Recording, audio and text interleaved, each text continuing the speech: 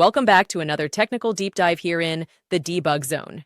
Today we're tackling a big question and breaking it down with insights from other users.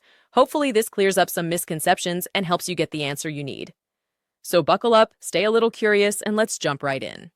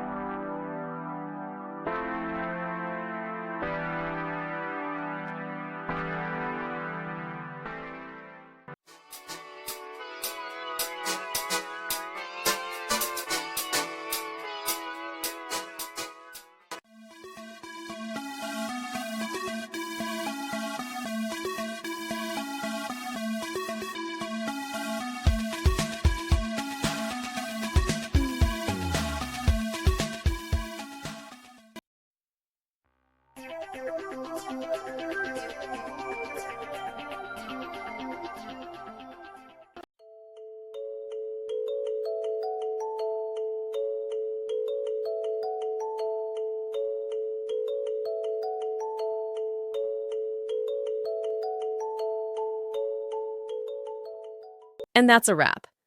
I hope you found the answer you were looking for. If you did, take a second to hit that subscribe button. It really helps out.